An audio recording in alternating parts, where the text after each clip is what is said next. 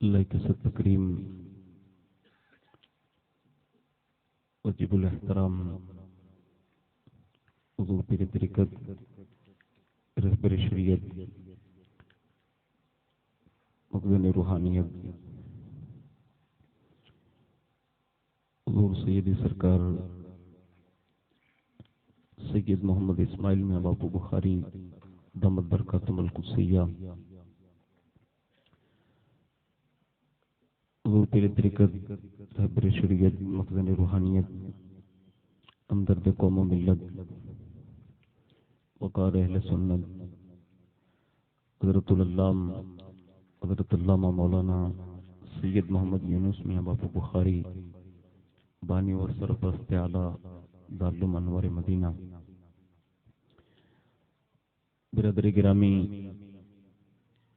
حضرت علامہ مولانا احمد رضا صاحب قبلہ دامت برکاتہم العالیہ، مداح رسول بلبل باغ رسالت قاری خوش الہان حضرت علامہ و مولانا سید محمد حسن علی باپو شیرازی دامت برکاتہم العالیہ، و دیگر علماء کرام، سادات کرام، برادران اسلام، بزرگوں، دوستوں، نوجوان ساتھیوں، پیارے بچوں، عفت مآب اسلامی بہنوں، السلام علیکم ورحمۃ اللہ وبرکاتہ۔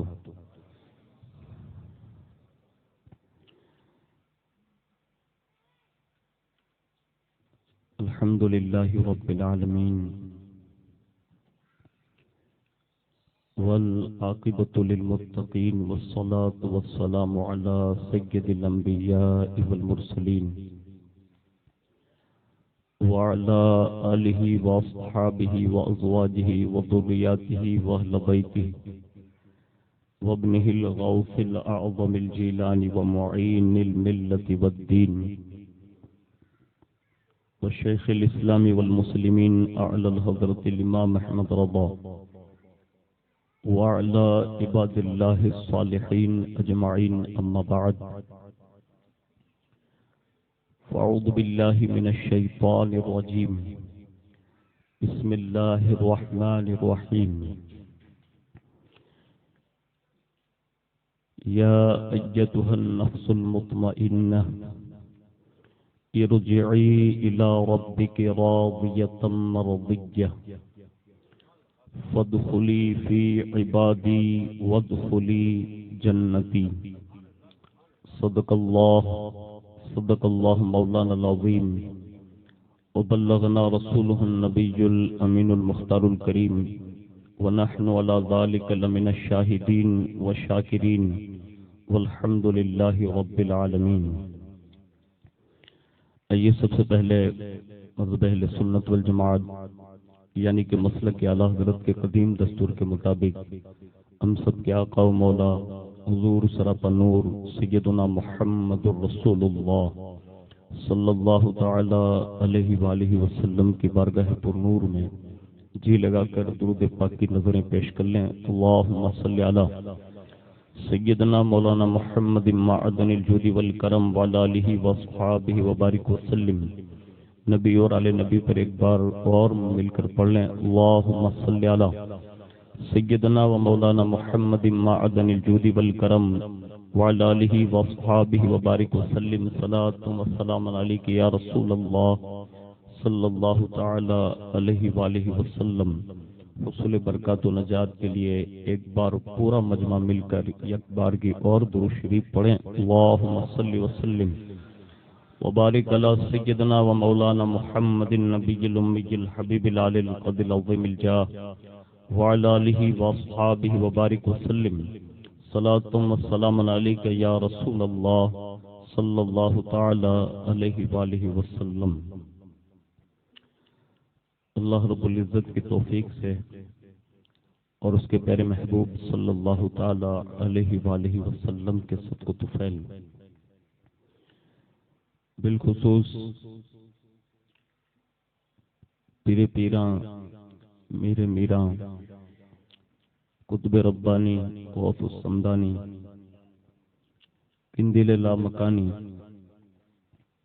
سیدنا الشیخ عبد القادر جیلانی المعروف سیدنا غوث العظم دستگیر رضی اللہ تعالی عنہ کی نگاہ عنایت سے ہم اور آپ اس عظیم الشان ماہ ربیع الاخر کی 11ویں شب میں حاضری کی سعادتیں حاصل کر رہے ہیں۔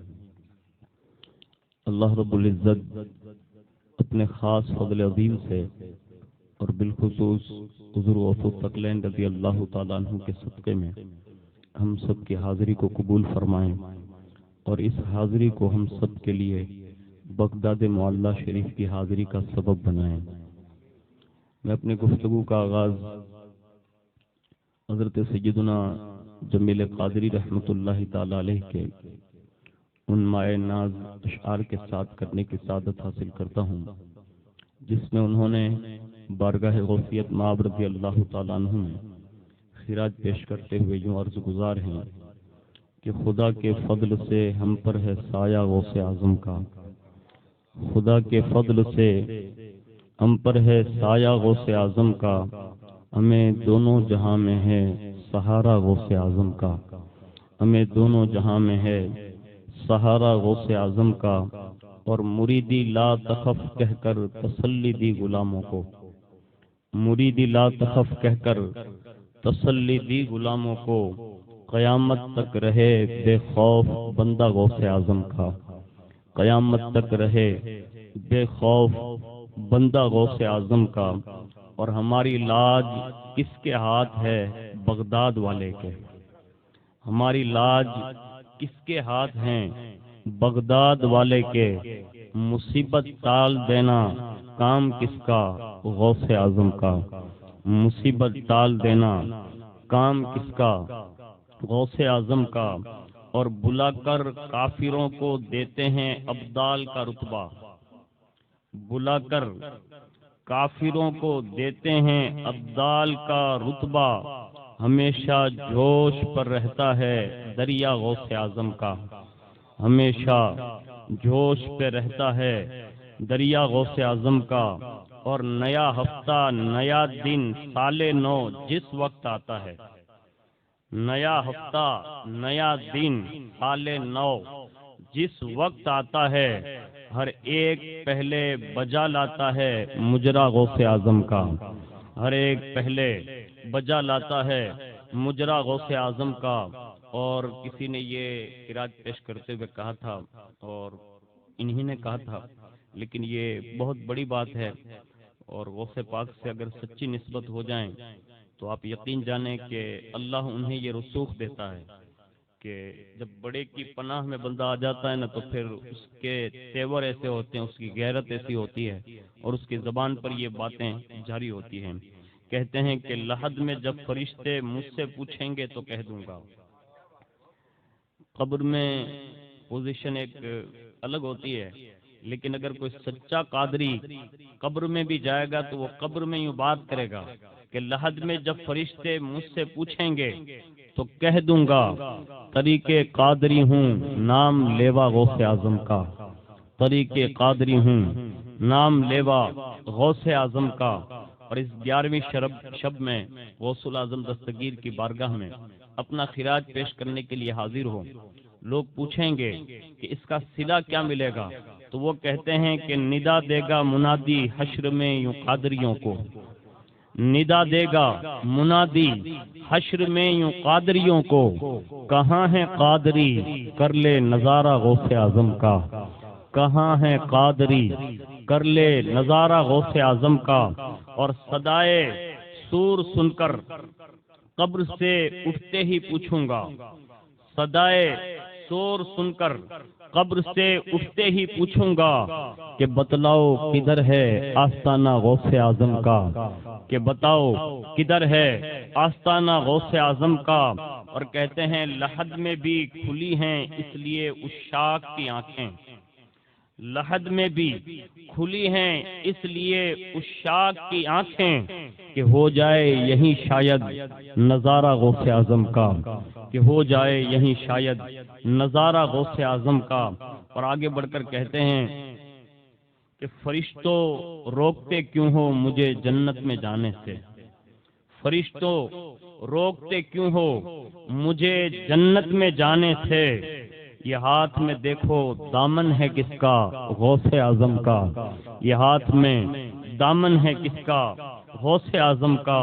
آخر میں کہتے ہیں جمیل قادری سو جان سے ہو قرباں مرشد پر، جمیل قادری سو جان سے ہو قرباں مرشد پر، بنایا جس نے تجھ جیسے کو بندہ غوث اعظم کا۔ ایک بار بڑی محبت کے ساتھ درود شریف پڑھ لیں، اللہم صلی علی سیدنا مولانا محمد معدن الجود والکرم وعلی آلہ واصحابہ وبارک وسلم، صلاۃ و سلام علیک یا رسول اللہ صلی اللہ تعالی علیہ وآلہ وسلم۔ قرآن عظیم کی بہت ہی مشہور و معروف آیت کریمہ آپ کے گوش گزار کرنے کی سعادت حاصل کی، جس میں اللہ رب العزت یوں ارشاد فرماتا ہے، اے نفس مطمئنہ اپنے پروردگار کی طرف لوٹ، تو اس سے راضی اور وہ تجھ سے راضی ہے، پس میرے خاص بندوں میں شامل ہو جا اور میرے قرب کی جنت میں داخل ہو جا۔ یہ قرآن عظیم کی وہ مقدس آیت ہے جس کا مفہوم میں نے آپ کے گوش گزار کیا۔ اسی آیت کے ضمن میں دعا کریں کہ اللہ رب العزت مجھے حق کہنے، آپ سب کو حق سننے اور ہم سب کو مل کر حق پر عمل کرنے کے اللہ توفیق عطا فرمائیں۔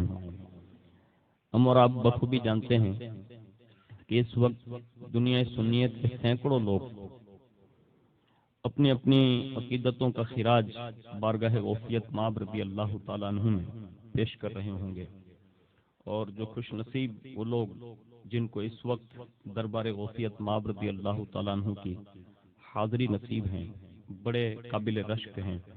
کاش اللہ ہمیں بھی ایسے مواقع عطا فرمائیں کہ بڑی 11ویں ہمیں بڑے پیر کی بارگاہ میں نصیب ہو جائیں۔ جو لوگ بھی وہاں گئے ہیں آپ ان سے پوچھئے، دربار غوثیت رضی اللہ تعالیٰ عنہ کی شان آج بھی مزار شریف میں رہتے ہوئے بھی یہ ہے کہ ایسا لگتا ہے کہ جیسے قبر انور میں رہتے ہوئے پوری کائنات پر مطلب روب، دبدبہ اور ہیبت اور جلال قادریت کے ساتھ مطلب سلطنت فرما رہے ہیں اور حکومت فرما رہے ہیں۔ لیکن جب مزار شریف میں آپ انٹر ہوں تو آپ دیکھیں گے کہ وہاں اس شان سے وہاں سائلنٹ یعنی لوگوں کی خاموشی ہے، کیونکہ اس دربار کی شان ہی یہی ہے کہ وہاں چوں و چرا کی اجازت نہیں، وہاں دل کو بھی اتنا کنٹرول کرنے کا حکم ہے، کیونکہ وہاں تو دل کے خیالات بھی کھلی کتاب کی طرح لوگوں کے سامنے ہوتے ہیں۔ اگر معمولی سی بھی بے ادبی یا گستاخی اگر کسی سے ہو جاتی ہے تو اسی وقت وہیں سے اچک لیا جاتا ہے، ایسا لگتا ہے جیسے ساری چیزیں اس کی سلب کر لی گئی ہو۔ یہ تصرف آج بھی دربار غوثیت مآب میں لوگوں کو اپنی آنکھوں سے دیکھنے کو ملتا ہے۔ اللہ جس سے ادب کی دولت سے سرفراز فرمائیں۔ لیکن ایک بات عرض کرنا چاہتا ہوں، اگر یہ بات آپ کے اور ہمارے ذہن میں بیٹھ گئی، ہو سکتا ہے آج بہت بڑی رات ہے اور آج حقیقت میں دربار غوثیت مآب سے مانگنے کی رات ہے۔ اس کی وجہ یہ ہے کہ عرس کی جو تقریب ہوتی ہے اس میں دو مقصد ہوتے ہیں۔ ایک مقصد عرس میں یعنی عرس کی تقریب میں یعنی ایک ولی کامل کا عرس منانے کا اصل مقصد یہ ہے، جو آنے والوں کے لیے ہے وہ یہ ہے کہ وہ اس صاحب عرس کی زندگی اور ان کی سیرت اور کردار میں سے کچھ چیزیں سن کر یا پڑھ کر وہ اپنے اندر طاری کرنے کی کوشش کریں، جس کو اپنی زبان میں کہتے ہیں کسی کی نقل کرنا۔ لیکن نقل کرنے میں بھی عقل کا بڑا دخل ہے، اس کو تھوڑا یاد رکھیے گا۔ میں ایک نقل باز کی بات عرض کر رہا ہوں کہ اگر بڑے بزرگوں کی باتیں سننے کے بعد بندہ جب ان کی سیرت پر عمل کرتا ہے یعنی نقل کرتا ہے تو اللہ رب العزت اس بندے سے کیسا ویوہار فرماتا ہے وہ اس سے آپ سمجھ سکتے ہیں۔ کائنات میں ایک شخصیت گزری ہے اولو العزم پیغمبروں میں، حضرت موسیٰ علیہ نبینا علیہ الصلوۃ والسلام کی۔ ان کے تعلق سے یہ بات لکھی ہے کہ انہوں نے جب فرعون کے حوالے سے یہ دعا کی کہ اللہ ان کو غرق کر دے، اور جب یہ غرق ہونے کا فیصلہ ہو چکا، کہا فرعون غرق کر دیا جائے گا اور اس کے ساتھ فرعونی لوگ بھی غرق کر دیے جائیں گے۔ اور جب یہ چاروں طرف سے موسیٰ علیہ السلام کے ماننے والوں کو پتہ چل گیا کہ اب فرعون ڈوبنے والا ہے، اور اس کے لیے اللہ نے حضرت موسیٰ علیہ السلام کو اپنے ساتھیوں سمیت دریا پار کرنے کا حکم ارشاد فرمایا، اور وہ وہاں سے اپنے ساتھیوں کے ساتھ دریا پار کرنے کے لیے دریا کنارے پہنچے ہیں۔ دیکھا تو دریا اپنی شان اپنی لہروں اور طغیانی کے ساتھ موجود ہیں، لیکن اس وقت اللہ رب العزت کا حکم ہوا، موسیٰ جیسے پتھر پر لاٹھی مارتے تھے تو چشمے جاری ہوتے تھے، اب سمندر پہ لاٹھی مارو، تمہاری قوم کے لیے راستے بنا دیے جائیں گے۔ یعنی یہ اللہ کی قدرت کا کرشمہ بھی ہے اور ایک پیغمبر کا اعجاز بھی ہے جس کو معجزہ کہا جاتا ہے۔ موسیٰ علیہ نبینا علیہ الصلوۃ والسلام عصا مارتے ہیں، اور جیسی عصا مارا ہر قبیلے کے لیے ایک بہترین راستہ، وہ بھی پانی میں۔ بزرگوں نے لکھا ہے کہ جیسے پانی دیوار بن چکا ہو، یعنی ایسی کیفیت میں باقاعدہ دریا میں راستے ہوئے، اور موسیٰ علیہ السلام کی قوم جو ہے اس میں سے پسار ہونے لگی، اور پیچھے سے فرعون کا لشکر بھی ساتھ میں تھا کہ پیچھا ہی کر رہا تھا۔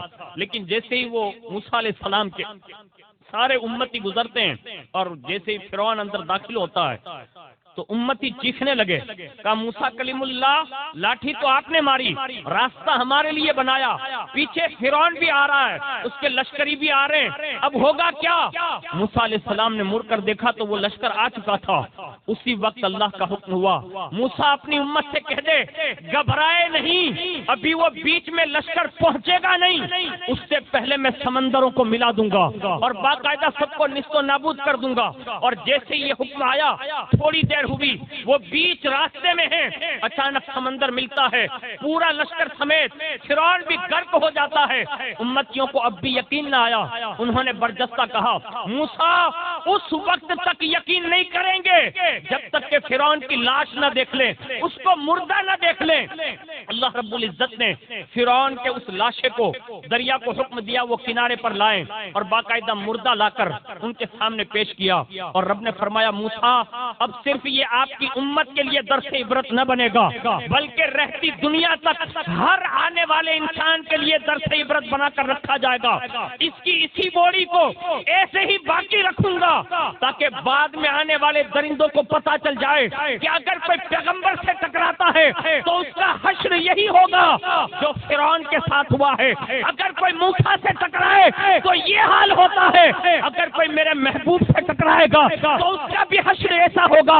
اس انداز میں آج بھی میوزیم کے اندر یہ فرعون کی لاش باقی رکھی گئی، لیکن یہاں سے درس دینے کا مقصد یہ ہے کہ جب موسیٰ علیہ السلام کے امتیوں نے فرعون کا حشر دیکھ لیا، ان کے امتیوں کا بھی حشر دیکھ لیا، اور جب نیست و نابود ہو گئے، موسیٰ علیہ السلام اور ان کی امت کو امان ملی، اس کے بعد روایت میں لکھا ہے کہ موسیٰ علیہ السلام جب اپنی امت کے ساتھ سکون سے رہنے لگے نا، تو اسی درمیان فرعون کے دربار کا ایک آدمی موسیٰ علیہ السلام سے ملاقات کے لیے آ گیا، اور جیسے اس کو دیکھا کہا تو فرعونی ہے، کہا ہوں فرعونی، میں بھی دریا میں تھا، کہا تو بچا کیسے لیا گیا؟ کہا وہ مجھے نہیں پتا، وہ تمہارا رب جانتا ہے، یعنی میرے بچنے کی وجہ اللہ جانتا۔ فوراً کوہ طور پر حاضر ہوئے، کہا مولا فرعونی سب برباد کر دیے گئے، یہ بندہ کیوں بچا لیا گیا اور اس کی وجہ کیا تھی؟ غور سے سنیے گا، صرف غوث پاک کی سیرت سننے سے مقصد نہ رکھیے گا، ان کی زندگی پر عمل کیجئے۔ اللہ کی بارگاہ میں ان بزرگوں کے مقامات یہ ہیں۔ موسیٰ علیہ السلام کو وحی آئی، کہا موسیٰ جس کو میں نے بچایا ہے نا، کہا ہاں، کہا وہ فرعون کا درباری ضرور ہے، وہاں وہ رہتا ضرور تھا، فرعون کو خوش بھی کرتا تھا اور نہ جانے کیسی کیسی باتیں کرتا، لیکن فرعون کے اس دربار میں یہ جو کام کرتا تھا نا، موسیٰ اس کام کی وجہ سے میں نے بچا لیا۔ کہا مولا یہ تو فرعون کا درباری ہے، فرعون فرعون کے یہاں رات دن بتاتا تھا، اس سے بچا کیوں لیا گیا؟ کہا موسیٰ ایک وجہ سے بچا لیا۔ کہا کیا؟ کہا فرعون کا درباری یہ ضرور تھا، لیکن جب جب بھی فرعون کے پاس جاتا تھا نا تو فرعون پوچھتا تھا، کہا موسیٰ ملے تھے؟ کہا ہاں۔ کہا موسیٰ کیسے لگتے تھے؟ موسیٰ کیا کرتے تھے؟ موسیٰ کا طرز عمل کیا تھا؟ موسیٰ کیسے چلتے تھے؟ موسیٰ کیسے معجزہ دکھاتے تھے؟ یہ فرعون پوچھا کرتا تھا۔ یہ درباری اس وقت موسیٰ دربار فرعون میں صرف تیری نقل کرتا تھا، یعنی تو جو کرتا تھا اس کی نقل کرتا تھا، اگرچہ اسے علم نہ تھا کہ تو ہے کیا، لیکن میری رحمت نے فیصلہ کر لیا کہ جو میرے کلیم کی نقل اتارے نا اسے میں غرق نہیں کرتا، اسے میں مٹاتا نہیں، نیست و نابود نہیں کرتا۔ اس لیے موسیٰ میں نے اس کو بچا لیا۔ جب کلیم کی نقل اتارنے والوں کو یہ درجہ دیا جاتا ہے تو جو حبیب کی سنتوں کو زندہ کرے اسے کیسے بچا لیا جائے گا؟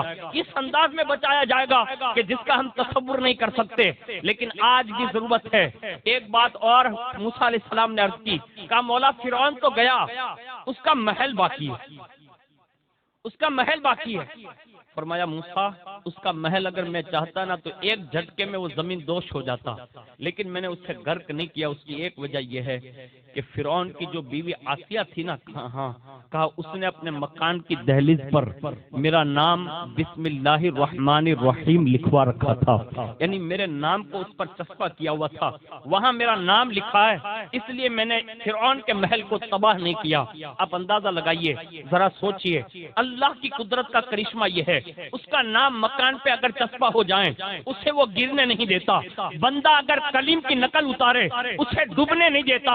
اے مصطفیٰ جان رحمت صلی اللہ علیہ وسلم کا کلمہ پڑھنے والوں اور حضور کی محبت سے سرشار ہو کر غوث الاعظم دستگیر کے 11 روزہ پروگرام میں شرکت کرنے والوں، اپنی زندگی کو تبدیل کرتے ہوئے غوثیت مآب کی زندگی پر عمل کرنا شروع کر دو، اس لیے کہ محبوب کے درجات پر جہاں محمد الرسول اللہ جلوہ فکن ہے، غوث پاک فرماتے ہیں میں نے رسول اللہ کے ہر قدم پر قدم رکھا سوائے نبوت کے درجے کے، میں نے ہر قدم پر قدم رکھا وہ محبوبیت کے اعلیٰ درجے پر جس پر رسول اللہ فائز ہے۔ اگر فنا فی رسول ہونے کا اتم رتبہ کاملہ اگر کسی کو اللہ نے عطا کیا ہے تو وہ حضور غوث الثقلین رضی اللہ تعالی عنہ کو عطا کیا، یعنی اتنے بڑے مرتبے پر آپ فائز ہیں۔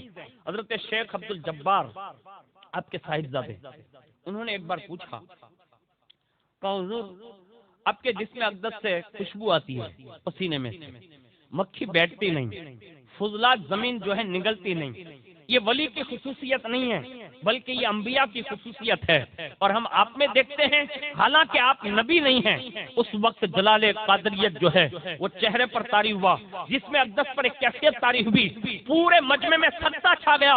اس کے بعد غوث الاعظم دستگیر نے ارشاد فرمایا، بیٹے عبد الجبار سن، اس وقت جو تمہارے سامنے یہ وجود ہے وہ وجود عبد القادر جیلانی نہیں ہے، عبد القادر کا وجود تو کب سے فنا ہو چکا، فنا در فنا کی منزل پر آ چکا ہے، اور اب یہ جو تم دیکھ رہے ہو یہ بقا باللہ کی منزل ہے، اور یہ وجود عبد القادر کا نہیں بلکہ یہ وجود نور محمدی کا عکس اور اس کا جلوہ تمہیں نظر آتا ہے۔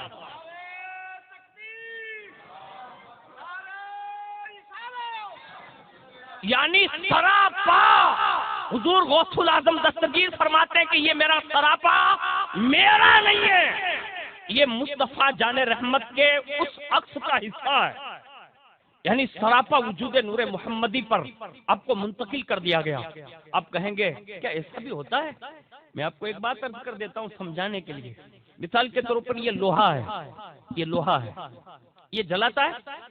جلاتا نہیں، لوہے کا کام جلانا نہیں، لیکن یہ چند گھنٹے اگر کسی آگ میں رہ جائیں تو پھر یہ لال ہو جاتا ہے، کیفیت بھی بدل لیتا ہے، پھر وہ جلانا بھی سیکھ جاتا ہے۔ چند لمحے آگ کے ساتھ اگر ایک لوہا رہ جائے تو پھر وہ آگ جیسا کام کرنے لگتا ہے۔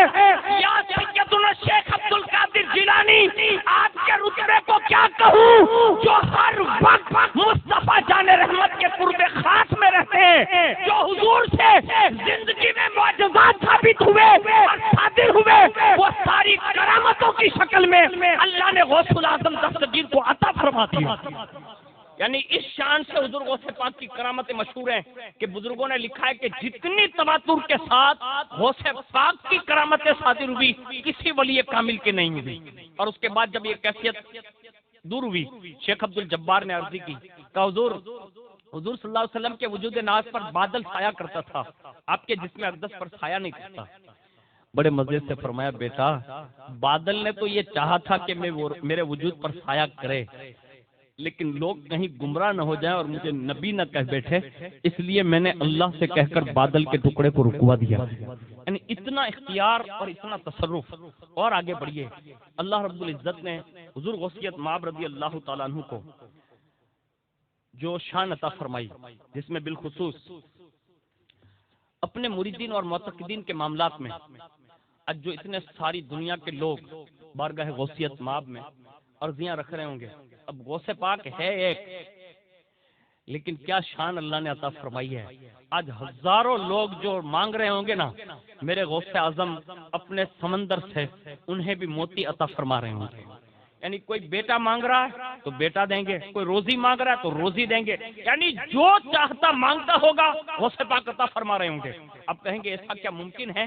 میں کہتا ہوں جب اس دور میں زوم ایپس ایک نکلا معلوم ہو تو ایپ موبائل کا, اور اس میں کئی لوگ ایک ساتھ میں باتیں کرتے ہیں. یہ اور بات ہے کہ سب کے اندر یہ حیثیت نہیں ہے, لیکن یہ اسکرین کا یہ دور جو ہے نا وہ اسلام کی حقانیت کو سمجھانے کے لیے عرض کر رہا ہوں. جب ایک اسکرین پر کئی 100 لوگ آ کر آپس میں ایک دوسرے ڈسکس کرتے ہیں بلا تشبیہ اور تمثیل, جب میڈیا کی طاقت یہ ہے, اس دور کی ٹیکنالوجی کی طاقت یہ ہے, اس دور کی پرنٹ میڈیا کی طاقت یہ ہے, میں کہتا ہوں جب انسان کا ایک آلہ بنایا ہوا اتنا پاورفل ہو سکتا ہے کہ وہ ایک دوسرے کی آواز سنا سکتا ہے اور ایک دوسرے کی بات ایک دوسرے کو سمجھا سکتا ہے, تو مجھے بتاؤ جس سراپا کو خود اللہ رب العزت نے اپنی شان کا مظہر بنا کر بھیجا ہو اس غوث اعظم رضی اللہ تعالیٰ عنہ کی سماعتوں کا عالم کیا ہوگا. سنیے, آپ اور ہم جو خیال کرتے ہیں نا اس سے بھی غوثیت مآب آگاہ ہوتے ہیں. یعنی یہ نہ سمجھے کہ ہم بہت دور رہتے ہیں یا کبھی معاملات ایسے بن جاتے ہو سکتا ہے ہماری سنوائی, ایسا نہیں ہے. غوث پاک کی بارگاہ میں اپنے مریدوں کے معاملات اتنے کلیئر ہے کہ ہمارے بزرگوں نے اس کو لکھا ہے. شیخ ابو نجیب سہروردی بہت بڑے بزرگ گزرے ہیں, وہ بیان کرتے کہ شیخ حماد کے حجرے میں رات کے وقت کچھ آواز آتی تھی, اور جب میں نے محسوس کیا تو ایسا لگتا تھا جیسے شہد کی مکھی جو ہوتی ہے نا وہ بن بناہٹ کرتی ہو, ایسی آواز آتی تھی. شیخ حماد کے مریدین نے حضرت نے حضور غوث پاک رضی اللہ تعالیٰ عنہ کی خدمت میں حاضر ہو کر اس سلسلے میں کچھ معلومات حاصل کرنے کی کوشش کی, کیونکہ شیخ حماد غوث پاک کے شیخ رہے ایک زمانے میں. تو کہا کہ حضور یہ کیا ہے؟ تو حضور غوث پاک رضی اللہ تعالیٰ عنہ نے حضرت شیخ ابو نجیب سے کچھ باتیں دریافت کی. تو آپ کو یہ بتایا گیا کہ شیخ حماد رضی اللہ تعالیٰ عنہ کا یہ فرمان ہے کہ میرے 12,000 مریدین ہیں. کتنے؟ 12,000. اور میں ہر رات ہر مرید کا نام بنام, یعنی نام لے کر جس کو کہتے ہیں نام بنام حاجت روائی کے لیے اللہ سے دعا کرتا ہوں. یعنی 12,000 مرید ہیں, ہر مرید کا نام بھی لیتا ہوں اور نام کے ساتھ ان کی دعا کرتا ہوں. اور جب میرا کوئی مرید گناہ کرنے کا تصور کرتا ہے یا تکمیل گناہ سے قبل ہی خوفزدہ ہو کر توبہ کر لیتا ہے تو میں اس کے لیے وہ قصد گناہ پر دیر تک قائم نہ رہے, اس کے لیے میں پھر دعا کرتا ہوں. یعنی اللہ اس سے گناہوں سے محفوظ فرما لے, اس لیے بھی دعا کرتا ہوں. پھر حضور غوث پاک رضی اللہ تعالیٰ عنہ نے فرمایا کہ یہ شیخ حماد کی کیفیت ہے. کہاں؟ ہاں. حضور غوث پاک نے فرمایا اللہ جب مجھے قرب خاص عطا فرمائے گا, یہ جملہ کہا شیخ نجیب سے, کہا جب اللہ مجھے قرب خاص عطا فرمائے گا تو اپنے رب کے کرم سے میں اپنے رب سے اس کے کرم سے یہ وعدہ لے لوں گا کہ قیامت تک میرا کوئی بھی مرید ہو بغیر توبہ کے وہ مرے ہی نہیں. یعنی جب مجھے یہ رتبہ ملے گا تو میں یہ وعدہ لے لوں گا کہ بغیر توبہ کے وہ مرے گا نہیں. اور پھر فرمایا اس بات پر میں خود ضامن بن جاؤں گا. یعنی غوث پاک یہ ضمانت لیتے ہیں, اور جس کی غوث پاک ضمانت لیتے ہیں تو پھر بگڑی بھی یوں بنتی ہے. حضرت فیض احمد اویسی صاحب نے شرح ہدایت کی بخشش میں یہ بات لکھی ہے کہ غالباً اسی ہندوستان کا قصہ ہے. بادشاہ رنجیت سنگھ جو راجا تھا ان کے زمانے میں ایک بدعقیدہ جو تھا نا، تو وہ قریب میں کوئی غیر مسلمہ عورت رہتی ہوگی، تو اس سے آنکھیں دو چار ہوئی نہیں ہوئی، اس نے اس کا پیچھا کرنا شروع کر دیا۔ اب یہ جب اس عورت کو پتہ چل گیا، اس نے اپنے شوہر کو کہہ دیا کہ یہ بنا مسلم جو ہے نا وہ میرے ساتھ ایسا سلوک کر رہا ہے۔ اس نے کہا کہ فیصلہ کر لیتے ہیں کہ ہم لوگ تمہارے والدین کے یہاں شہر میں چلے جاتے ہیں، دیہات میں، یہ شہر میں نہیں رہنا، یہ ستائیں گے ضرور۔ آخر کار ان کا فیصلہ یہ ہوا کہ وہ دونوں میاں بیوی نکلے، اور جیسے یہ بدعقیدہ کو پتہ چلا تو اس نے بھی پیچھا کیا، اور جیسے بیچ راستے میں وہ پہنچے ہی تھے تو وہ گھوڑا لے کر پہنچ گیا اور کہا کہ اب کہاں جا رہے ہیں؟ ہم یہ قریب کے گاؤں میں جا رہے ہیں۔ کہا بیٹھ جاؤ، میں وہاں چھوڑ دیتا ہوں۔ اب ان دونوں نے کہا کہ اب ہمیں رہنے دیں، ہم چل کر پہنچ جائیں گے۔ بہت اصرار کیا، منع کر۔ اس نے پھر اصرار کیا، کہا ایک کام کریں، تم اپنی بیوی کو بٹھا دو، میں چھوڑ دیتا ہوں، تم چل کے آ جاؤ۔ اس نے کہا یہ بھی نہیں ہوتا، بار بار اصرار بڑھا۔ تو وہ جو خاتون تھی نا ہندو، اس نے کہا جناب ایک شرط پر آپ کی سواری پر ہم لوگ سوار ہو سکتے ہیں۔ کہا کس شرط پر؟ کہا میں نے سنا ہے کہ مسلمانوں کے کوئی بڑے پیر ہیں۔ کون کہتی ہے؟ یہ عورت کہتی ہے جو ہندو ہے۔ اس نے کہا میں نے سنا ہے کہ تمہارے مسلمانوں میں کوئی بڑے پیر ہیں۔ تو کہا ہاں۔ تو کہا بس ان کی ضمانت دے دو، یعنی ان کو ضامن بنا دو اور مجھے سوار کر دو، میں سوار ہونے کے لیے تیار ہوں۔ اب یہ بدعقیدہ تھا جس کے عقیدے میں یہ تھا ہی نہیں، معاذ اللہ، وہ تو من میں یہ سوچ رہا تھا کہ غوث پاک کو تو دنیا سے گئے ہوئے کتنے سال ہو گئے، اب وہ کہاں مدد کریں گے ان کے عقائد کے مطابق۔ اب اس نے کہا ٹھیک ہے، میں شیخ عبد القادر جیلانی کی ضمانت میں تمہیں سوار کرتا ہوں، آپ بیٹھ جاؤ۔ اب جیسے یہ ضمانت لینی تو بغیر شوہر کی اجازت کے اس نے گھوڑے پر مطلب بیٹھ گئی وہ، اور جیسے وہ تھوڑا آگے چلا، پیچھے پیچھے اس کا شوہر آ رہا تھا، وہ تیزی سے آگے گھوڑا بڑھایا اور پھر واپس کیا اور تلوار نکال کر اس غیر مسلم کا سر تن سے جدا کر دیا۔ کس نے؟ یہ بدعقیدہ مسلمان۔ اور جیسے اس کو مار دیا اس کے بعد وہ اپنے گاؤں کی طرف واپس عورت کو لے کر بڑھنے لگا، اور جیسے بڑھنے لگا تو وہ خاتون ہے، عورت ذات ہے، اگرچہ غیر مسلم تھی لیکن اس کے دل کی دھڑکنیں مطلب تیز ہو گئی، لیکن وہ بار بار ایسے گھوڑے کے پیچھے سے ایسے موڑ موڑ کر دیکھتی تھی۔ تو اس نے پوچھا کس نے؟ یہ گھوڑ سوار نے۔ کہا کس کا انتظار کر رہی؟ مڑ مڑ کر کیوں دیکھ رہی ہے؟ تو کہا جس کی ضمانت دی ہے نا ان کا انتظار کر رہی ہے۔ یعنی یہ ہندوستان کا واقعہ ہے۔ کہا جن کی ضمانت دی ہے نا ان کا انتظار کر رہی ہوں۔ اس بدبخت نے کہا جس کی ضمانت تم نے للوائی ہے نا؟ کہا ہاں۔ کہا ان کو دنیا سے گئے ہوئے کئی سال ہو گئے، وہ تو رہتے بغداد میں، یہ ہندوستان ہے، یہاں وہ آئیں گے کیسے؟ کہا مجھے یقین ہے کہ اگر ان کی ضمانت میں لیا ہے نا تو وہ ضمانت ضرور پوری کریں گے، یعنی وہ میری رکھوالی کے لیے ضرور آئیں گے۔ بار بار مڑ مڑ کر وہ دیکھتی رہی، 3 بار اس نے دیکھا، اتنے میں کیا دیکھتی ہے کہ سامنے سے 2 گھوڑ سوار آ رہے ہیں، پردہ مطلب نقاب ڈالا ہوا، ہاتھ میں ننگی تلواریں، آگے آئے اور سب سے پہلے آتے ہی نعرہ تکبیر بلند کر کے اللہ اکبر کہہ کے ایک وار کیا اور وہیں اس بدعقیدے کا خاتمہ کیا۔ اور جو عورت بیٹھی تھی نا اسے کہا بہن آگے چل، جہاں تیرا شوہر مردہ پڑا ہے اسے وہاں تک لے گئے، اور ایک بزرگ نے ایسے ہاتھ رکھا اور کہا قم باذن اللہ، گردن کو تن سے ملائی، قم باذن اللہ پڑھانا تو دوبارہ جان عطا فرما، اور یہ دونوں زندہ ہو گئے، یعنی دونوں کو صحیح سلامت ان کے گاؤں پہنچایا۔ اور جیسے وہاں پہنچایا نا تو لوگوں نے یہ بد عقیدے کے گھوڑے کو دیکھ کر گھر والوں نے شکایت کر دی راجا رنجیت کے پاس، کہا یہ گھوڑا ہمارا ہے لیکن ہمارا سوار نہیں ہے، یہ گھوڑا ان کے پاس ملا، انہوں نے ہمارے آدمیوں کو قتل کیا ہے۔ اور جب دعویٰ دائر ہوا نا تو اس خاتون نے یہ پورا واقعہ سنایا اور کہا ہم نے نہیں مارا ہے، 2 گھوڑ سوار آئے تھے، نقاب پوش تھے، میں زیادہ تو نہیں دیکھ سکی لیکن ایک گھوڑے سوار کو میں نے دیکھا ہے۔ کہا وہ کون تھے؟ کہا ہمارے یہیں کے گل محمد نام کے جو مجذوب ہے نا وہ تھے۔ اور جیسے نام سنا کہ گل محمد تھے تو کہا وہ تو مجذوب ہے، دیوانے، کہا وہ بھی تھے، مجھے یقین ہے، ان کو بلائیے۔ اور جیسے ان کو عدالت میں لایا گیا اور راجا رنجیت سنگھ نے ان سے پوچھا کہ بابا آپ بتا سکتے ہیں کہ وہ گھوڑ سوار کون لوگ تھے؟ تو کہا ایک تو گل محمد خود تھا، کہا ایک تو میں ہی تھا۔ کہا ان کو مارا کیوں تم دونوں نے؟ کہا مارا نہیں ہے۔ کہا تو؟ کہا وہاں سے مروایا گیا۔ کہا مطلب کیا؟ کہا یہ خاتون نے نہیں سنایا؟ کہا غوث پاک کی ضمانت میں یہ بندہ لے کر جا رہا تھا، ضمانت پوری نہیں کی اور اس نے اس ذات والا صفات پر تہمت باندھی اور حرف آنے والا تھا، بغداد سے اشارہ ہوا یہاں کے کتب کو اور مجھے، کہا وہ بدبخت کی جان مار دو، اس لیے کہ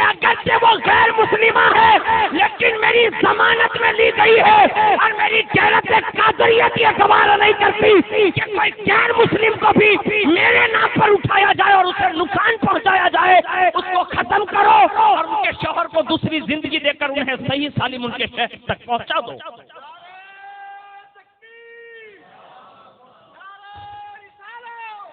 یعنی جو غوث اعظم غیروں کا اتنا خیال فرما کر ان کی جانوں کی حفاظت کرتے ہیں، قادریوں اپنی غلامی پر ناز کرو۔ صحیح بتا رہا ہوں کہ اللہ نے دامن غوث الورا عطا فرمایا اور غوث پاک نے یہ ضمانت لی ہے۔ آگے فرماتے ہیں کہ حضور غوث پاک کا ارشاد جب حضرت شیخ حماد نے سنا نا کہ وہ اپنے مریدوں کے لیے یہ ذمہ داری لیں گے، تو انہوں نے فرمایا کہ عبد القادر میں ضمانت دیتا ہوں کہ ان قریب اللہ تجھے یہ رتبہ ضرور عطا فرمائے گا۔ یعنی یہ پیشکش کی کہا یہ بات ہوگی ضرور، اور ان کی تمام وجاہت یہ ہوگی کہ تمام مریدین پر آپ کا سایہ ہر وقت باقی رہے گا۔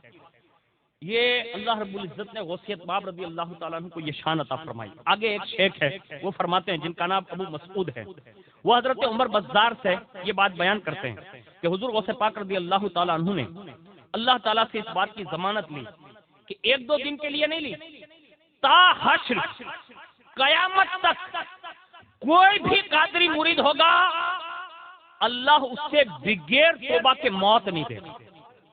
یہ حشر تک کے معاملات ہیں۔ اور آپ کے یہیں قریب میں ایک کتیانہ گاؤں نام سنا ہوگا آپ نے، وہاں ایک بندہ تھا، اس کے بارے میں بھی یہ لکھی ہے، کتابوں میں لکھا ہے کہ وہ جب مرا نا تو لوگ غسل دینے لگے، اور غسل دینے کے بعد جب کفن پہنا دیا تو وہ کھڑا ہو گیا، لوگ بھاگے، کیونکہ مرا ہوا آدمی جب کھڑا ہوگا تو ظاہر سی بات ہے تو بھاگیں گے، بھاگ نکلے تو کہا رکو رکو، ایک بات بتانا آیا۔ کہا کیا؟ کہا جب تم لوگوں نے مجھے کفن پہنا دیا تو میں جب مرا تھا نا تو بغیر توبہ کا مرا تھا، اور ابھی ابھی بغداد سے سرکار غوث پاک آئے اور مجھے ٹھوکر ماری مطلب پیر کی، اور فرمایا قادری ہو کر بغیر توبہ کے مرا اٹھ۔ یہ مجھے انہوں نے زندہ کیا اور فرمایا زندہ ہو کر سب کو بتاتے جانا کہ غوث پاک آج بھی اپنے قادری مریدوں کا ایسے ہی خیال فرماتے ہیں۔ یہ غوثیت ماب رضی اللہ تعالیٰ عنہ کی شان ہے۔ اب سے بھی عرض ہے، غوث پاک رضی اللہ تعالیٰ عنہ کو اگر کہیں تلاش کرنا ہو نا تو غوث پاک کا مشن جہاں زندہ کیا جاتا ہو نا وہاں جانا آنا چاہیے۔ اور وہ مشن کہاں زندہ کیا جاتا ہے؟ جہاں یہ سارے مہمانان رسول پڑھتے ہیں ماشاءاللہ۔ ہاں، اس لیے کہ کبھی کبھی ان مہمانوں کا اگر آپ نے خیال کیا نا تو مہمانوں کا خیال کرنے کے لیے ظاہر سی بات ہے کہ آپ ان کے ساتھ اچھا سلوک کریں گے تو رسول اللہ کو پتہ چلے گا، تو حضور پھر جو دیتے ہیں نا تو پھر لاجواب دیتے ہیں۔ لیکن اگر کوئی کسی مہمان کا خیال فرمائے، بالخصوص یہ رسول اللہ کے مہمان ہیں، اس کا مطلب یہ ہوا کہ وہ رسول اللہ کے مہمان ہونے کے ناطے یہ غوث پاک کے بھی مہمان ہیں، یعنی محبوبیت کے درجے پر غوث پاک ہے اس وقت، اور غوثیت کبریٰ کا تاج زرین جو اس وقت پوری دنیا کا مطلب ایک واحد ہوتا ہے جو فرد ہوتا ہے، اس پہ بھی غوث پاک فائز ہے۔ اب ان کے ساتھ اگر کوئی مہمانوں کے ساتھ اچھا سلوک کرے تو اس کو فائدہ کتنا ملتا ہے۔ ایک روایت اور سنا دوں تاکہ آپ کو یہ احساس ہو جائے کہ ادارے کے لیے، یعنی آپ کے دارالعلوم کے لیے، آپ کے مدارس کے لیے جب بھی اعلان ہو اور جب بھی موقع ملے کہ اللہ کی راہ میں دینے کے مسائل کھڑے ہوں تو آپ ضرور دیں، اور اتنا دیں کہ اللہ آپ کی 7 پشتوں تک دینے والے ہی پیدا فرمائے۔ یعنی یہ دینا بھی سکھا دیتا ہے ایسا۔ آپ نے نہیں سنا مولا کائنات کی سخاوت، ماں خاتون جنت کی سخاوت، امام حسین پاک کی سخاوت، امام حسن پاک کی سخاوت، ان کے بیٹے در بیٹے آپ دیکھتے آئیے کائنات میں شہزادے کہیں بھی رہتے ہوں ان کی سخاوتیں آج بھی مشہور ہیں۔ یہ اللہ رب العزت کی طرف سے ہیں، وہ خاندان نبی کو یہ شان عطا فرمائی ہے۔ لیکن سنیے، حضرت باقی باللہ کا نام آپ نے سنا ہوگا، یہ حضرت مجدد الفسانی رحمۃ اللہ تعالی علیہ کے خاص پیر و مرشد ہیں، اور مجدد صاحب جو ہے ان سے بڑے گہرے تعلقات تھے، اور اللہ رب العزت نے ان کے فیوز و برکات سے بڑا نوازا بھی۔ ایک مرتبہ خواجہ صاحب کے یہاں کچھ مہمان آ گئے، خواجہ باقی باللہ علیہ رحمہ کے یہاں، اور جیسے مرید آئے نا تو وہ وقت یہ تھا کہ لنگر ختم ہو گیا تھا، یعنی کھانا ختم ہو چکا، اور جیسے ہی مرید آئے اور اندر گھسے نا تو بازو میں رسویا رہتا تھا، کن کے؟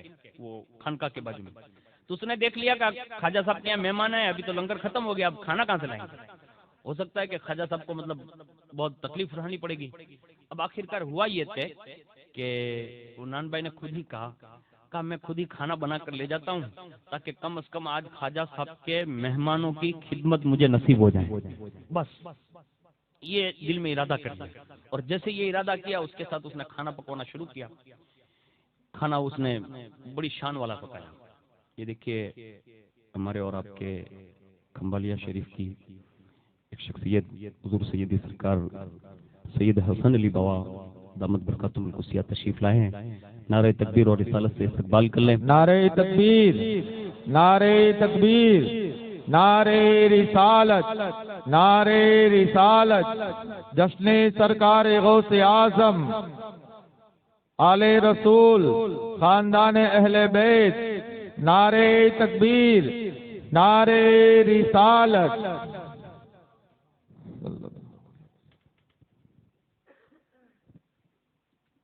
تشریف رکھیں.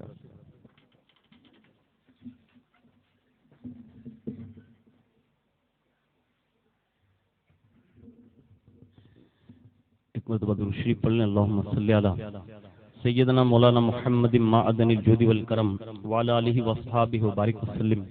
صلاۃ و سلام علیک یا رسول اللہ صلی اللہ تعالی علیہ وآلہ وسلم. ہماری اور آپ کی بڑی خوش نصیبی ہے کہ ہمارے اسلاف کے صاحبزادگان اس وقت جو ہے اسٹیج پر رونق بار ہیں، اور یہ شہزادوں کی برکتیں ہیں کہ حضور نے یہ ضمانت دی ہے کہ آسمان اس وقت تک سلامت رہے گا جب تک کہ اس کے ستارے سلامت رہیں گے، اور فرمایا میری امت زمین پر اس وقت تک امن سے رہے گی جب تک کہ میرے بیٹے زمین پر رہیں گے. پتہ یہ چلا ان بزرگوں کی حاضری جو ہے وہ ہمارے لیے امان کی ضمانت ہے اللہ کے پیارے حبیب صلی اللہ علیہ وسلم کی جانب سے. تو ہم سب شہزادگان رسول کا تہ دل سے استقبال کرتے ہیں اور ویلکم کرتے ہیں اور ان کی آمد پر خوشی کا اظہار کرتے ہیں. ایک بار اور محبت سے درود شریف پڑھیں. اللہم صلی علی سیدنا مولانا محمد معدن الجود والکرم وعلی آلہ واصحابہ وبارک وسلم. صلاۃ و سلام علیک یا رسول اللہ صلی اللہ تعالی علیہ وآلہ وسلم. تو میں عرض یہ کر رہا تھا کہ اس نان بھائی نے کھانا پکا لیا، اور جیسے وہ کھانا پکا بارگاہ میں حاضر ہوا. کہا حضور ابھی ابھی آپ کے یہاں مہمان آئے ہیں، یہ میری طرف سے کھانا ہے، آپ قبول فرمائیں. خواجہ باقی باللہ نے قبول فرمایا، اور جیسے قبول فرما کر سب مہمانوں کو کھلایا، اور دیکھ رہے تھے کہ مہمانوں کے چہروں کے اثرات سب بڑے خوش ہو گئے. اور مہمان جب خوش ہوئے نا تو خواجہ صاحب بھی خوش ہو گئے، اور فرمایا کھانا کیسا لگا؟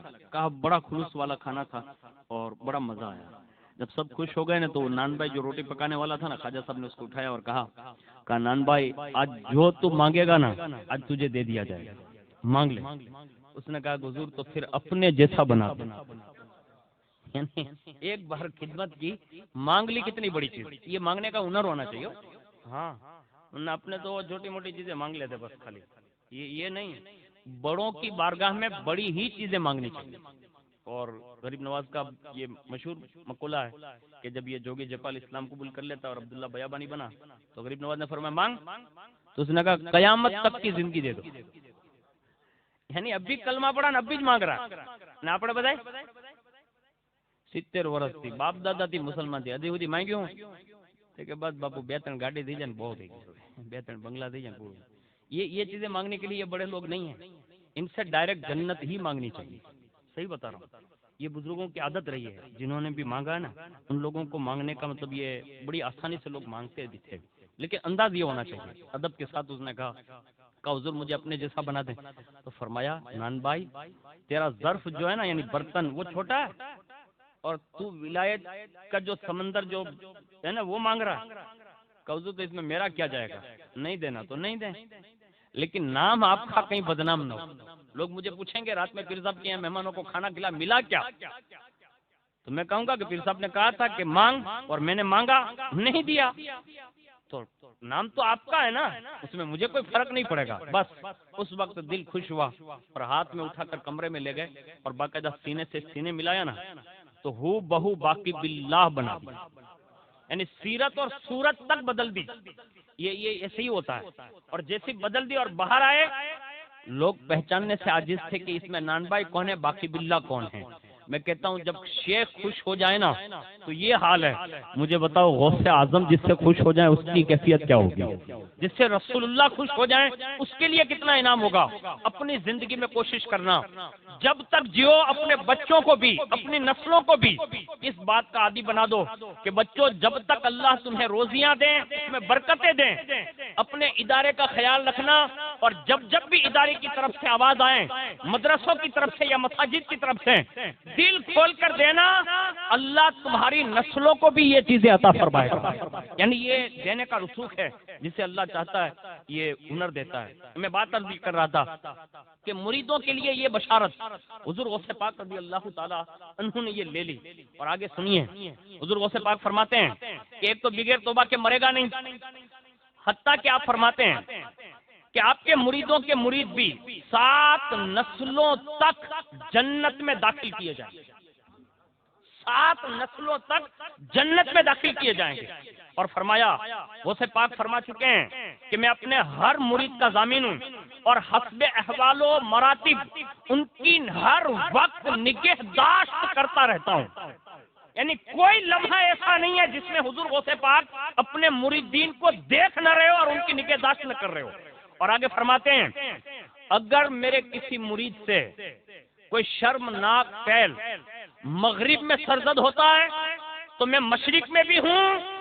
یعنی کوئی ایسا فعل صادر ہو جائے جس سے اس کی بدنامی ہونے والی ہو، یعنی اس کا عیب کھلنے والا ہو، یعنی اتنا برا کام کیا ہو کہ اس کی بے عزتی ہوگی اور وہ نیلام ہوگا. حضور غوث پاک فرماتے ہیں میں مشرق میں رہتے ہوئے بھی اس کی پردہ پوشی کر دیتا ہوں. آج ہم اور آپ جو سوچ رہے ہیں نا ایسا نہیں ہے. غوث پاک ضرور دیکھ رہے ہیں لیکن آخری جملے یہ بتا رہے ہیں کہ میں پردہ لگا دیتا ہوں. آج جو ہمارے جرائم ہے نا ہمیں اور آپ کو معلوم ہے. میرے بارے میں آپ دیکھ رہے ہیں میں 11 دن سے آپ کے سامنے وہ مور نہیں وہ کلا بھرتا ہے تو ناشتہ بڑا اچھا ہے نا. بلا تشبیہ اور تمثیل کے مجھ غریب کا یہی حال ہے کہ کرسی پر بیٹھے ہیں تو بڑے اچھے ہم لوگ لگتے ہیں، ورنہ اللہ کرم فرماتا ہے کہ یہ قادری پردہ جو آڑے ہے نا تو ہم سب کی لاج بچی ہوئی ہے. حقیقت بتا رہا ہوں. تو بلا تشبیہ اور تمثیل ہمیں اور آپ کو بھی اپنے اپنے بارے میں سب کو معلوم ہے. فی الحال میرے بارے میں میں خود جانتا ہوں کہ میں کیا ہوں. یعنی میرے بارے میں میں جانتا ہوں، میرا رب جانتا ہے. آپ کے بارے میں آپ جانتے ہیں، آپ کا رب جانتا ہے. اس حوالے سے غور کیجیے گا 11ویں شریف میں آنے والوں کہ حضور غوث پاک فرماتے ہیں کہ یہ مریدوں پر میرا پردہ لگا ہوا، یعنی ہماری بدنامی نہیں ہوتی، ہم بے عزت نہیں ہوتے، ہمارا وقار جاتا نہیں. اس کی وجہ یہ ہے کہ یہ قادری پردہ آڑے ہیں. اور پھر فرمایا اور خوش نصیب ہیں وہ لوگ، حضور غوث پاک فرماتے ہیں خوش نصیب ہیں وہ لوگ جنہوں نے مجھے دیکھا. یہ کہا جنہوں نے مجھے دیکھا، اور حسرت ہے ان لوگوں پر جنہوں نے مجھے نہیں دیکھا. یعنی یہ بات کہی آپ نے، کہا مجھے نہیں دیکھا. شیخ سہل بن عبداللہ تستری فرماتے ہیں کہ ایک مرتبہ حضرت غوث پاک رضی اللہ تعالیٰ عنہ اہل بغداد کی نظروں سے پوشیدہ ہو گئے، یعنی غائب ہو گئے. سب لوگوں نے تلاش کیا، کسی نے مطلب تلاش کرتے کرتے کہیں ملے ہی نہیں، اور سب لوگ تلاش کر رہے تھے کہ غوث پاک گئے کہاں گئے کہاں. شیخ سہل بن یہ عبداللہ فرماتے ہیں کہ جب تلاش کرتے کرتے لوگ تھک گئے نا کہ غوث پاک مل ہی نہیں رہے، اتنے میں عاطف غیب نے آواز دی، کہا دریائے دجلہ کی جانب جاؤ، وہیں تمہیں شیخ عبد القادر جیلانی مل جائیں گے. یعنی دریائے دجلہ کی طرف لوگوں کو موڑا گیا، اور جیسے لوگ وہاں گئے نا تو کیا دیکھا کہ حضور غوث پاک پانی پر چل رہے ہیں، یعنی دریا میں ایسے چل رہے ہیں، اور ان کی جانب مطلب مچھلیاں جو ہے نا وہ بڑھ بڑھ کر ایسا لگ رہی ہے کہ جیسے وہ سلامی کے لیے حاضر ہوئے، یعنی نکل نکل کر غوث پاک کی سلامی پیش کر رہی ہے. اس طرح مچھلیوں کا ایک گروہ آپ کو سلام عرض کرنے کے لیے حاضر ہو رہے ہیں. اس وقت لوگ کبھی آپ کو دیکھتے تھے اور کبھی مچھلیوں کو دیکھتے تھے کہ مچھلیاں کس انداز میں غوث پاک رضی اللہ تعالیٰ عنہ کی بارگاہ میں حاضر ہو رہی ہیں. اور انہوں نے یہ منظر بھی دیکھا کہ وہ آپ کی دست بوسی بھی کر رہی ہے، یعنی ہاتھوں کو اچھل اچھل کر ایسے بوسا دے رہی ہیں. اس انداز میں لوگوں نے حضور غوث پاک کو دریا دجلہ میں دیکھا. یہاں تک کہ تلاش تو بڑی مدت سے کر رہے تھے، مطلب پورا دن تھا، تو اس میں صبح سے تلاش کر رہے تھے تو ظہر کی نماز کا وقت ہو گیا. اچانک حضور غوث پاک رضی اللہ تعالیٰ عنہ کے لیے ایک سبز رنگ کا مسلح پانی پر آ گیا، یعنی باقاعدہ مسلح آیا اور بچھایا گیا، اور اس پر سبز اور سنہری انداز میں جو ہے 2 سطر بنی ہوئی تھی، اس میں پہلے سطر پر یہ لکھا ہوا تھا اللہ ان اولیاء اللہ لا خوف علیہم ولا هم یحزنون، یعنی یہ آیت لکھی ہوئی تھی. اور دوسری سطر میں لکھا ہوا تھا سلام علیکم اہل البیت انہ حمید مجید، یہ دوسری سطر لکھی ہوئی تھی. پھر مصلی کو زمین و آسمان کے درمیان دریا دجلہ پر اس طرح بچھایا گیا، ایسا لگتا تھا جیسے سلیمان علیہ السلام کے تخت کی یاد آ رہی ہے. یعنی اس انداز میں یہ بزرگ نے لکھا ہے کہ سلیمان علیہ السلام کا جیسے تخت بچھتا تھا، ایسے غوث پاک اپنی شان مصلی پر ہیں. یہاں تک کہ بہت سے لوگ عالم غیب سے جپٹ کر اس طرف حاضر ہونے لگے، اور اسی وقت ایک ایسا شخص ظاہر ہوا جس کے چہرے پر وقار ہے اور اس کے چہرے پر تمکنت ہے، تمانیت ہے، ہیبت ہے، اس کے آثار نمودار ہوئے. وہ مصلی کے قریب پہنچ کر ٹھہر گیا. اس وقت لوگوں پر گریا اور زاری کا عالم طاری ہوا. ان میں کسی قسم کی حص و حرکت نہیں تھی، یہاں تک کہ سب خاموش کھڑے ہو گئے. یعنی جو گروہ در گروہ آئے نا، سب خاموش کھڑے ہیں. پھر حضور غوث پاک مصلی پر تشریف لے گئے. نماز ظہر دریائے دجلہ کے اس مصلی پر بچھے ہوئے آپ نے وہاں نماز ظہر ادا فرمائی.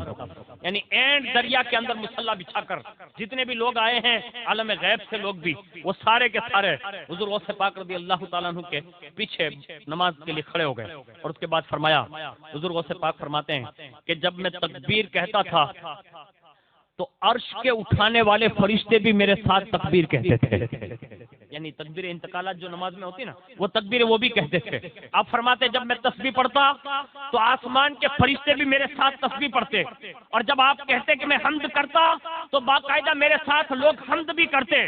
یہاں تک کہ فرماتے جس وقت آپ حمد کہتے تو آپ کے منہ سے ایک سبز نور نکل کر آسمانوں تک پہنچتا تھا. اس انداز میں آپ نے وہاں نماز پڑھائی، اور باقاعدہ نماز سے جب فارغ ہوئے تو اس کے بعد آپ نے دعا کے لیے سے ہاتھ اٹھائے، اور دعا کیا کی وہ سن لو. آج سے اٹھنا نا تو غوث پاک کی یہ آخری مجلس ہے 11ویں شریف کی. یہ درد لے کر جانا جو غوث پاک نے اپنی زندگی میں ساری کائنات کے لوگوں کے لیے پیغام دیا. اس وقت حضور غوث پاک نے جو دعا کی نا، وہ دلوں پر نقش کر لینا. حضور غوث پاک کی اس دعا کے حوالے سے باقاعدہ ہمارے بزرگوں نے بہت ساری بشارتیں لکھی ہے. اللہ کے لیے کوشش کرنا کہ ان دعاؤں کو اپنی زندگی میں شامل کر لیں. حضور غوث پاک رضی اللہ تعالیٰ عنہ نے باقاعدہ حضور کی امت کی بخشش اور مغفرت کی دعا فرمائی، اور باقاعدہ ان پر رحم و کرم اور ان کی اصلاح کے لیے دعا فرمائی. یہ حضور غوث پاک کا خاص حصہ رہا زندگی بھر، لیکن آخری وقت میں بھی. اور دوسری دعا یہ فرمائی، اللہم انی اسألک بحق محمد حبیبک و خیر خلقک و آبائی انک لا تقبض روح مریدی ولا ذوبی الا علی توبتن. فرمایا اے اللہ، تجھ سے میں اپنے جد امجد یعنی محمد رسول اللہ صلی اللہ علیہ وسلم کا وسیلہ دے کر دعا کرتا ہوں کہ میرے تمام مریدین اور جو بھی میری پناہ میں آ چکے ہیں ان کی روحوں کو اس وقت تک قبض نہ کیا جائے جب تک کہ وہ سچے دل سے توبہ نہ کر لیں. یعنی یہ دعا فرمائی آپ نے اس مصلی پر.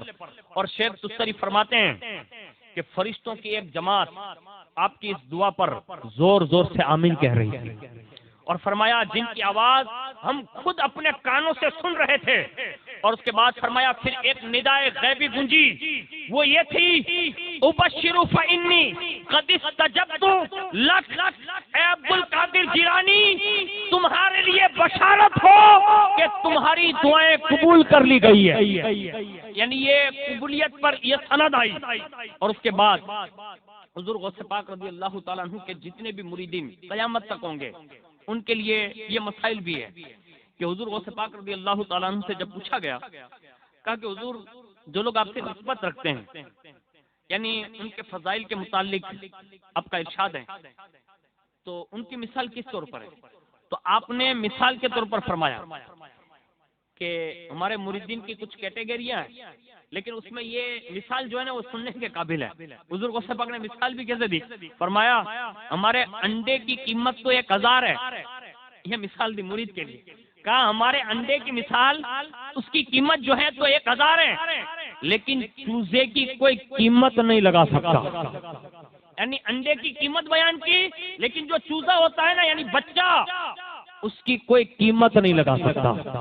اگر میں یہ کہوں تو وجہ ہوگا، جو خاص قرب غوث اعظم میں جا چکے ہیں نا، ان کی تو کوئی قیمت لگا ہی نہیں سکتا۔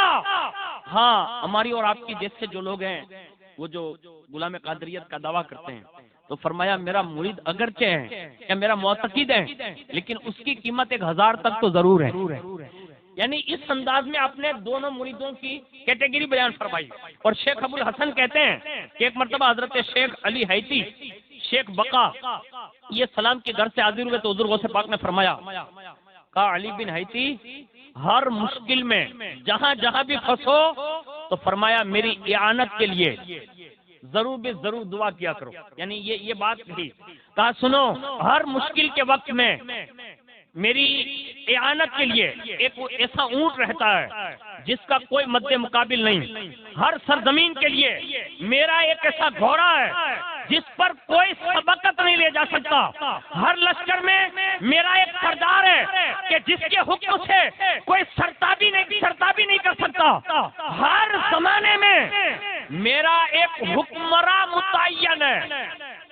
میں جو جملہ کہہ رہا ہوں نا، یہ اس دور کے کلچر کے حساب سے سن لو غوث پاک کا جملہ۔ حضور غوث پاک فرماتے ہیں ہر زمانے میں میرا ایک حکمراں متعین ہے جس کو زندگی میں کوئی کبھی معزول یعنی ہٹا نہیں سکتا۔ یعنی وہ حکمرانی ہر زمانے میں کرے گا اور اس سے کوئی معزول نہیں کر سکتا، ہٹا نہیں سکتا اس عہدے پر سے۔ اس لیے ہم ہندوستانی فخر سے کہتے ہیں کرسی پر کوئی بھی بیٹھے، ہند کا راجہ میرا خواجہ ہے۔ ان کو کس نے بٹھایا؟ حضرت شیخ شہاب الدین سہروردی لکھتے ہیں کہ جس وقت حضور غوث پاک نے اعلان کیا نا کہ قدمی ہادی علی رقبت کل ولی اللہ، تو پوری کائنات میں جتنے اولیاء تھے نا سب کو تھا حکم یہ تھا کہ سر جھکا دو۔ سب سے پہلے غریب نواز نے سر جھکایا اور کہا حضور معین الدین حسن کے صرف گردن پر نہیں، سر اور آنکھوں پر بھی ہے۔ کہہ رہے خراسان کے جنگل سے، وہیں بغداد کی جامع مسجد سے غوث پاک مسکرا کر فرماتے ہیں تمام ولیوں میں غیاث الدین حسن کے بیٹے نے سبقت کر لی ہے۔ یعنی غریب نواز کے بارے میں کہا معین الدین حسن نے سبقت کی ہے، اور اس کا انعام یہ دیا جاتا ہے کہ ولایت ہند کا شہنشاہ بنایا جاتا ہے۔ آج بھی ہم غریب نواز کی سلطنت پر جو فخر کر رہے ہیں نا، یہ غوث پاک رضی اللہ تعالیٰ عنہ کی عطا کرتا ہے۔ اس لیے کہ دنیا کے ووٹ ملتے ہیں نا تو 5 سال میں ریجیکٹ کر دیے جاتے ہیں، اور جب دربار قادریت سے ملتے ہیں نا تو پھر قیامت تک کے لیے قائم رہتی ہیں۔ آج ہمیں اور آپ کو بھی اس رات میں یہ عرضی کرنی چاہیے کہ حضور غوث پاک ہمارے لیے بھی کرم فرما دیں، اور غریب نواز کو ایک اشارہ آپ فرما دیں کہ ہم سب ہندوستانی مسلمانوں کے لیے امان اور ضمانت کے لیے، اور ہماری ضمانت آپ لے کر ہم سب کے لیے امن و سکون کی سانس لینے والا یہ دور تبدیل فرما دیں۔ کوئی بات بعید نہیں کہ حضور غوث پاک جو چاہتے ہیں نا تو اللہ رب العزت ان کے کہنے پر یہ ضرور فرما دیتا ہے۔ ایک بات اور عرض کر دوں اور اسی پر اپنی گفتگو کا اختتام کر دوں۔ ہم اور آپ اچھی طرح جانتے ہیں کہ حضور غوث پاک کو جو قرب خاص جو حاضر ہیں، یعنی رسول اللہ کے دربار کی حاضری جس کو کہتے ہیں، آپ بھی اگر چاہتے ہیں تو آپ سے بھی عرض کرتا ہوں الحمدللہ میں نے کم و بیش 5-6 سال سے جب بھی کبھی کبھی آنا ہوتا ہے تو الحمدللہ حضور پیر طریقت سید اسماعیل میاں باپو، حضور پیر طریقت سید سرکار حسن علی بابا، ان سے ملاقات، اور ہمارے کرم فرما جن کی دعوت پر یہ فقیر حاضر ہیں حضور پیر طریقت سیدی سرکار یونس میاں باپو بخاری، یہ خانوادے نے اس گاؤں پر بڑا احسان فرمایا ہے۔ اور اس سے بڑھ کر اور کیا کہوں کہ آج ہمارے اور آپ کے چہروں پر جو رونق ہے نا، یہ رسول اللہ کے بیٹوں کی برکتوں کی وجہ سے رونق ہے۔ ہاں، اپنے اسحاق میاں بابا کو دیکھا ہے، اپنے ممو بابا کا دیدار کیا ہے، میں نے دیکھا نہیں ہے، لیکن یہ شہزادوں کو آج دیکھنے کے بعد یہ احساس ہوتا ہے کہ جب یہ بزرگ لوگوں کی شان یہ ہے تو ان کے آبا و اجداد، ان کے بھائیوں کی شان کتنی بلند و بالا رہی ہوگی۔ آپ یقین جانیں کہ آپ کا جو تعلق ان شہزادوں سے ہے، لیکن سنیں ان کے جد امجد جو تھے نا، دنیا ان کو حضرت سیدنا جلال الدین مخدوم جہانیہ جہاں گشت، یہ بہت پائے کے بزرگ ہیں، اور یہ اتنے بڑے بزرگ ہیں کہ لاکھوں کتب اور ابدال ان کے مرید تھے، یعنی لاکھوں کی تعداد میں جو عرض کر رہا ہوں یہ بالکل صحیح کہہ رہا ہوں، میرے پاس کتاب ہے۔ یہ خواجہ مخدوم جہانیہ جہاں گشت رحمۃ اللہ علیہ کی لاکھوں کی تعداد میں، اور بڑے بڑے کتب، بڑے بڑے ابدال، یہ سب ان کے مرید تھے. لیکن سنیے، خواجہ مخدوم جہانیہ جہاں گشت رحمۃ اللہ علیہ، حضرت جلال الدین مخدوم جہانیہ جہاں گشت، وہ فرماتے ہیں کہ میرا جن سے قرب خاص تھا سلسلہ قادریہ میں حضرت عبداللہ حاتفی قادری رحمۃ اللہ تعالی علیہ، مجھے ان سے بڑی انسیت تھی اور سلسلہ قادریہ سے مجھے بڑا رسوخ حاصل تھا. تو میں نے کہا کہ حضور آپ کو توجہ فرما دیں. حضرت عبداللہ حاتفی قادری فرماتے ہیں کہ ٹھیک ہے. تو انہوں نے توجہ کی، اور توجہ کا مطلب یہ ہوتا ہے کہ کچھ تعلیمات دی جاتی ہے، یعنی کچھ باتیں بتائی جاتی ہے. اور جیسے وہ سلسلے کے رموز اور اسرار بتائے نا قادری سلسلے کے، تو حضرت سیدنا جلال الدین مخدوم جہانیہ جہاں گشت فرماتے ہیں کہ ان کی ایک توجہ نے مجھے مراقبے کے عالم میں دربار رسول تک پہنچا دیا. یعنی سید جلال الدین مخدوم جہانیہ جہاں گشت کہتے ہیں کہ مجھے رسول اللہ کے دربار کے روضہ پاک کی عالم مراقبہ میں حاضری ہوتی تھی، اور باقاعدہ میں جب بھی مراقبہ کرتا تو دربار رسول کی حاضری نصیب ہوتی. اب یہ کوئی چھوٹی موٹی بات نہیں ہے. مراقبہ کس کو کہنا؟ آنکھیں بند کر لینا اور دل پر نظر رکھنا. خالی اتنا کرتے تھے نا تو وہ اپنے آپ کو وہیں بیٹھا ہوا پاتے تھے. اب آپ اندازہ لگا سکتے ہیں. لیکن سنیے آگے، وہ فرماتے ہیں کہ میں جب بھی مراقبہ کرتا نا تو وہاں دیکھتا کہ ایک بڑے حشمت اور شوقت والے شخص دربار رسول میں ایسے تشریف لایا کرتے تھے. جب وہ تشریف لاتے تھے نا تو حضور پاک صلی اللہ علیہ وسلم کے دربار کے جب وہ قریب پہنچتے تو باقاعدہ رسول اللہ کا دروازہ خود بخود کھل جاتا. کون کہتے ہیں؟ سیدنا جلال الدین مخدوم جہانیہ جہاں گشت کہتے ہیں کہ جب بھی مراقبہ کرتا تو یہ شیخ کو میں دیکھتا کہ وہ آتے نا تو حضور کا روزہ خود بخود کھل جاتا. پھر وہ روزہ پاک میں داخل ہو جاتے، اس کے بعد روزہ پاک خود بخود بند ہو جاتا. یعنی یہ کیفیت میں نے ہر مراقبے میں کی. اس طرح آپ فرماتے ہیں کہ کئی دن میں نے یہ دیکھا. ایک دن میں نے بھی ارادہ کیا کہ چلو نا آج کے دن وہ شیخ آئیں گے نا تو کم از کم ان کے پیچھے پیچھے میں بھی رسول اللہ کے روزہ انور میں داخل ہو جاؤں گا، یعنی قرب خاص میں. یہ واقعہ میرا عرض کرنے کا مقصد آپ سنیے گا کہ یہ سلسلے کے اس بانی مبانی کے صاحبزادگان ہیں اور ان کی نسل سے یہ تعلق رکھتے ہیں کہ جنہوں نے بہت بڑا کام کیا ہے دنیا میں، جس کا ہمیں اور آپ کو علم نہیں ہے، ورنہ ان کی شخصیتوں کو ہم اور آپ کیا بیان کر سکیں گے. ان کے آبا و اجداد نے ایسا کام کیا صدیوں کے بعد، یعنی سالوں بیت گئے ان بزرگوں کے، ان کے باوجود بھی آج بھی اطراف و اکناف میں ان بزرگوں کا سکہ جو چل رہا ہے، اور ان بزرگوں کے ہاتھوں سے جو مریدین معتقدین ہیں، یونس باپو کو آپ دیکھ لیں، اسماعیل میاں باپو کو دیکھ لیں، اسحاق بابا کو آپ نے دیکھا، حسن علی باپو کو آپ دیکھ لیں، یہ بزرگوں کے ہاتھوں سے جو فیض یافتہ آپ ہو رہے ہیں تو یہ سیدنا جلال الدین بخاری رحمۃ اللہ تعالی علیہ کا فیض ہے. کہ وہ فرماتے ہیں کہ میں نے ایک دن ارادہ کیا کہ یہ شیخ جو آتے ہیں ان کے پیچھے پیچھے جاؤں گا.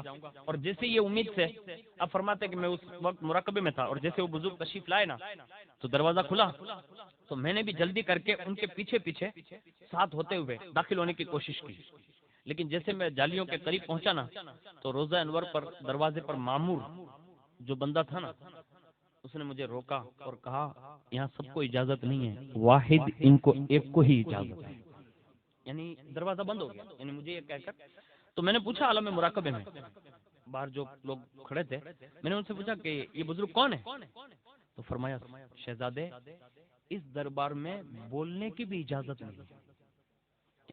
یعنی رسول اللہ کے دربار کی اہمیت سید جلال الدین بخاری کہتے ہیں کہ مجھے یہ کہا گیا، کہا شہزادے یہ رسول اللہ کا دربار ہے، یہاں کسی کو گفتگو کی بھی اجازت نہیں.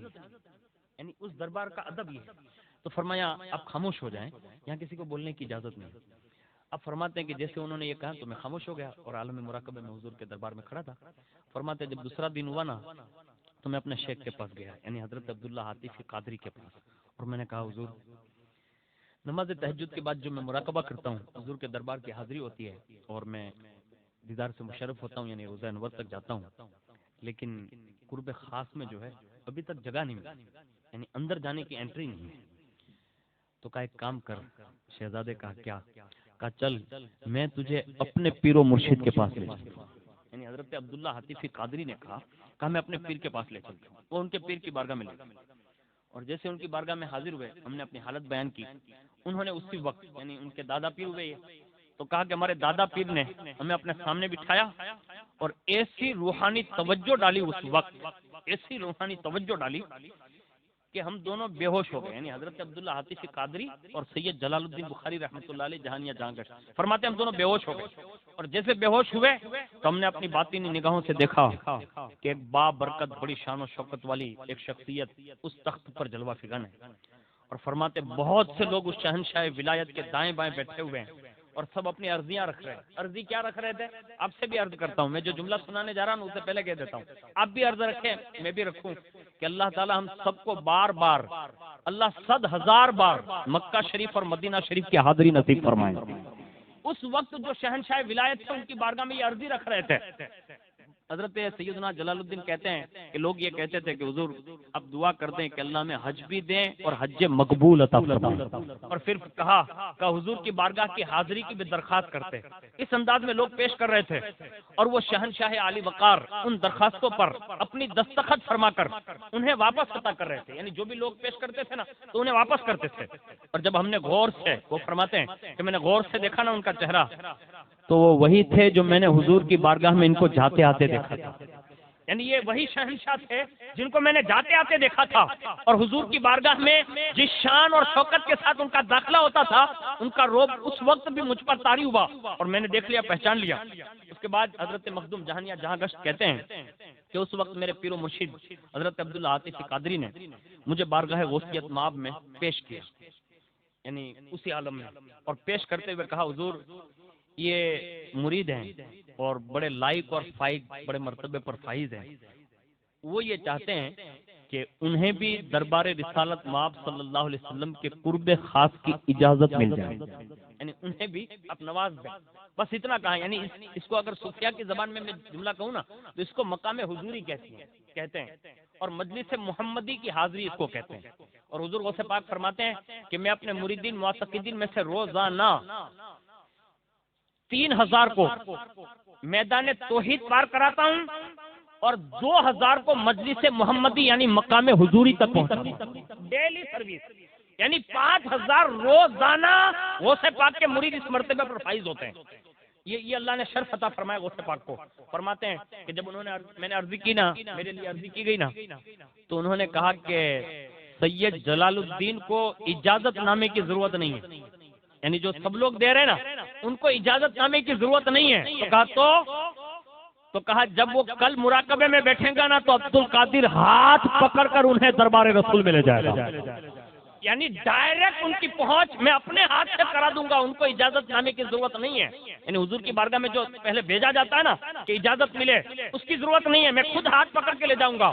حضرت سید جلال الدین بخاری رحمۃ اللہ علیہ کہتے ہیں کہ جیسے دوسرے دن میں نے مراقبہ کیا اور جیسے دربار رسول میں پہنچا اور میں انتظار میں کھڑا تھا کہ وہ ابھی وہ تشریف لائیں، اور تھوڑی دیر ہوئی نا تو فرماتے ہیں کہ وہ باروب شخصیت آئی اور انہوں نے میرا ہاتھ پکڑا اور ہاتھ پکڑ کر مجھے دربار رسول میں روضہ انور میں ساتھ لے گئے، اور جب حضرت عبداللہ حاتفی قادری سے پوچھا کہا یہ کون تھے، کہا یہ میرے پیروں کے پیر روشن ضمیر شیخ عبد القادر جیلانی تھے۔ یہ غوثیت مآب رضی اللہ تعالیٰ عنہ کا آج بھی یہی رتبہ ہے، یہاں تک کہ میں تو یہ کہتا ہوں اس سے کئی گنا زیادہ ہے، جس کو ہم اور آپ کما حقہ الفاظ کی دنیا میں سمجھا نہیں سکتے۔ میں نے ٹوٹے پھولے الفاظ میں جو کچھ بھی کتابوں میں تھا وہ میں نے آپ کے سامنے پیش کیا۔ آپ کا کافی وقت ہو چکا ہے اور ابھی بہت سارے اعلانات بھی باقی ہے، اور راتوں رات اس فقیر قادری کو بھی یہاں سے سفر کرنا ہے۔ دعا فرمائیں آپ بھی کہ اللہ تعالیٰ سفر آسان فرمائیں، اور جلد از جلد راتوں رات میں ہی فجر سے پہلے ہم سب کی کوڑی ناز شریف حاضری ہو جائیں، ایسے آپ دعا فرمائیے گا۔ اور دوسری بات عرض کر رہا ہوں کہ تمام سادات کرام پیران نظام، بالخصوص حضور سیدی سرکار اسماعیل میاں باپو، حسن علی بابا، حضور پیر طریقت سید یونس میاں بابا، اور جتنے بھی سادات کرام یہاں ہیں، اگر میری طرف سے کوئی بھی معمولی سے معمولی بھی کوئی تکلیف یا کوئی بات ایسی پہنچی ہو تو تہ دل سے وہ مجھے معاف فرمائیں، اور آپ لوگوں سے بھی، تمام غلامان قادریت سے بھی میری تقریر میں سہون قصدن کسی طرح سے بھی کوئی سخت ایسا جملہ آیا ہو جو آپ کی دل شکنی ہوئی ہو تو 11ویں شریف کی شب ہے، مجھے ضرور معاف فرمائیں، اور اللہ رب العزت سے دعا کرتے ہیں کہ اللہ تعالیٰ ہم سب کی اس حاضری کو قبول فرمائیں، اور اللہ رب العزت ہمیں ایسے ہی زندگی بھر غوث پاک رضی اللہ تبارک و تعالی عنہ کا سچا اور پکا جو ہے عاشق بنا کر رکھیں، اور قیامت کا دین جب آئیں تو قادری جھنڈے کے تلے ہم سب کو اللہ جگہ نصیب فرمائے. آمین یا رب العالمین برحمتک یا ارحم الراحمین.